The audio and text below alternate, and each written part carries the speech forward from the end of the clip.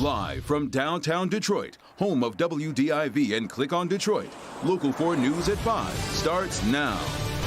Ditching the rain as we head into the holiday weekend, but will it feel more like we're holding on to summer or an early taste of autumn? All right, Ben, also the cuts keep coming at Ford. The company says it's ready to start a fresh round of white-collar layoffs, though this time the company says it's going to be different. But we begin with Michigan's fight against the coronavirus. 524 new cases confirmed today as 14 more Michiganders have lost their lives to the virus. And today, Michigan gyms, movie theaters, and ice skating rinks, which have been closed since the start of the pandemic, were hoping to hear from the governor about reopening plans. But at her coronavirus briefing this afternoon, that did not happen. Mara McDonald live downtown at this hour. Mara, they were expecting to hear that they would be allowed to reopen, though it was presumably going to be after Labor Day. And you know what, Devin, that may still happen. The governor said today in her press briefing that while there was no announcement coming today, that she would have something coming in short order. Now, does that mean Friday or does that mean after Labor Day? I guess we're going to have to wait and see. We take this very seriously, and the decisions that I will make in the coming days and announce are made in a way that will be protecting athletes and families and coaches and parents and patrons, our small business owners as well. So people's lives are at stake. The governor has been getting pushback from businesses, parents, and students when it comes to allowing gyms to reopen and team sports to be played. For example, Ohio's gyms have been open since May. And after initially saying fall football would not happen, the MHSAA did an about-face and said the final decision would be up to the governor. Currently, 33 other states are allowing for fall football. Whitmer said last week she wouldn't be bullied into making these decisions. When asked today, she didn't elaborate on who is doing the bullying. I'm not going to be pushed or encouraged or tweeted at to make a decision that isn't supported by the best science, that doesn't have the appropriate protocols. No announcement on business openings or sports, but the governor did invite Huntington Bank on stage to announce it will make $5 billion in lending available over a 5-year span to help out Michigan small businesses, as well as encourage minority home ownership. Back here live to put some sort of context to these COVID numbers. Per the state, here in Metro Detroit, in our region, we have 66 new cases of COVID per day per million people. And I think because those numbers are low like that you have a degree of frustration at how some of the reopenings of some of these businesses have gone. I know Macomb County Executive Mark Hackle has said he believes that counties should have a greater degree of autonomy in deciding how these things are going to happen, not unlike how the state allowed each individual school district to chart its own course through COVID. We're live downtown tonight. I'm Mara McDonald. Back to you. Mara, you know, you can sense the frustration among business owners who were sitting on the edge of their seat thinking they were going to get some good news coming their way today. And yet the governor really didn't quite explain to us why, whatever delay this is, if it's just a matter of days, we didn't really get an indication of what the holdup is, why the announcement couldn't be made today, did we? We didn't get that, and we don't know that it's... let's take everybody back, okay? Monday of this week, a consortium of gyms and their owners were led to believe by their people on the ground in Lansing that that announcement was going to come in 48 hours, which meant the governor's press briefing on Wednesday. Now, why that didn't happen today, it is unclear. But she did say that it's coming shortly. So I'm not sure that anybody is clear on what the lag is here, but that a decision on some of these things is coming. I just don't know that it's going to be this week, potentially after the holiday weekend. We will all just wait for it together then. All right, Mara. All right, let's move to Ford Motor Company, looking to cut its North American workforce. More than 1,000 jobs will go on the chopping block as a way for the company to cement a long-running turnaround plan. Business editor Rod Maloney is live tonight in Dearborn with more. Rod. Yeah, Kimberly, you know, Jim Hackett, the CEO, the outgoing now CEO at Ford, has been talking about this turnaround for the last several years, much of his tenure. And they've been doing most of their cutting around the globe, China, in Europe, and places like that. But now they've looked at it and said, look, even in their most profitable corner, they've got to make cuts. Ford is targeting a 10% operating profit in North America, a number it's not seen in a while. In order to get there, the company intends to reduce salaried or white-collar headcount by 1,400 people, using those retirement eligible by the end of the year. They'll do so through what they're calling a voluntary incentive program. Ford's going to waste no time in implementing, as the program opens September 8th. Those eligible must accept by October 23rd and will have to leave the company by year's end. And if too few take this retirement package, involuntary separations will commence.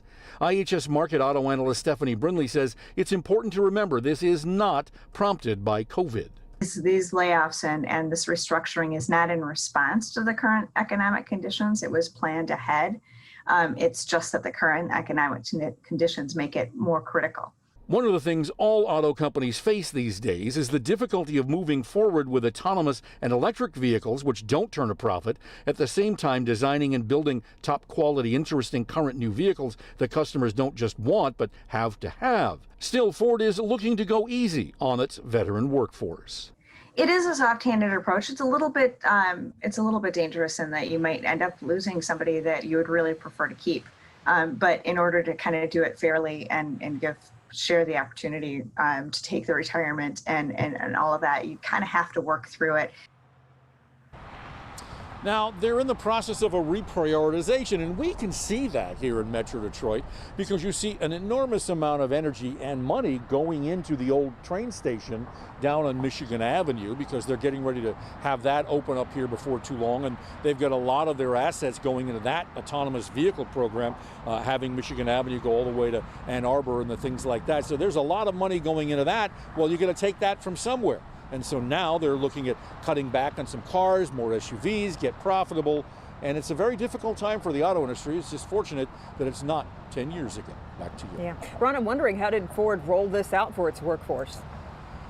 Well, they sent out the letter this morning, and then this afternoon at 2 o'clock they had a meeting with employees. But there are all kinds of resources because they need to have people be able to make good decisions on this and whether this is right for them.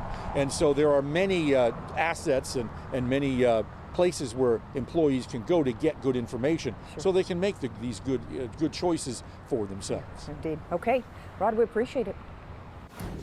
All right, safe to say we have seen a steady improvement outside throughout the day. Yeah, let's get over to Ben. The sun's back out, so we'll take it. Yes, finished a lot nicer than where we started off this morning. Temperatures really have been working in our favor, too. We're pretty close to average. We're right at 79. Temperature's been hovering on either side of 80 out there, and that air, with the exception of the east side, which is still noticeably at least some humidity there. The rest of us are really drying out. And you can see how the clouds exited. The stuff that's starting to float back in from the southwest is high and relatively thin, so it's really not going to block a whole lot in the way of late sunshine. Couple showers in the offing here for Thursday. We'll talk timing and who's under the gun for that. Cooler and pleasant for the remainder of the week, and the rain chances do return for next week, and we do have some changes for the holiday weekend as well. So a lot to discuss here in the next few minutes, and we'll see you soon, guys.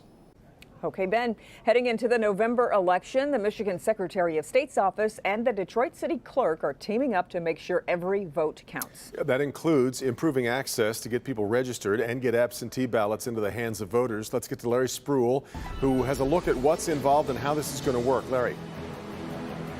With Devin and Kimberly, I talked to Janice Winfrey earlier today. She tells me it's really all about making sure everyone can vote and that all votes are counted, whether you vote in the mail or in person. Now, we do know that thousands of people will be trained here at LCA prior to the election. And I talked to many of voters. They tell me they are glad people are taking these measures because there's a lot at stake. It's important that we're talking also about why we vote and, what we're voting for and not just who. It's something that Sean Lasorsa, the director of advocacy with Focus Hope, a civil rights organization, says he wants people to remember this upcoming November election. There's definitely a lot at stake during this election. This is what people are saying. Some people are experiencing frustrations with the state of social affairs in our country, particularly around conversations around Black America. He believes people will come out in historic numbers. It's a lot of hype for what's to come. with the presidential election. Presidential elections always bring a lot of energy. That's why Wednesday, Detroit City Clerk Janice Winfrey says her office and Secretary of State Jocelyn Benson are working together to make sure every vote is counted, no matter how you cast your ballot. They are adding 14 more satellite clerk offices for a total of 21 across Detroit. Secondly, they will install more than 30 secure ballot drop boxes across the city that will be monitored and secure. Thirdly, they are recruiting and training at least 6,000 election workers to make sure polling locations are fully staffed. And lastly, here at Little Caesars Arena, they will conduct physically distant in-person training for new election workers prior to the election. And Winfrey also tells me that a lot of people are already getting involved with this upcoming election. We're talking about members of the NAACP and members and staff members from all 4 sports teams here in Detroit. They are also calling action and calling people to help out at the polls as well. We're live outside Little Caesars Arena tonight. Larry Spruill, Local 4. Okay, Larry, thank you. An investigation is underway after a plane goes off the runway at Willow Run Airport. This happened around 2 o'clock this afternoon. Airport officials say the pilot aborted during a takeoff. The plane did not crash, and luckily no one was hurt. There does not appear to be any damage.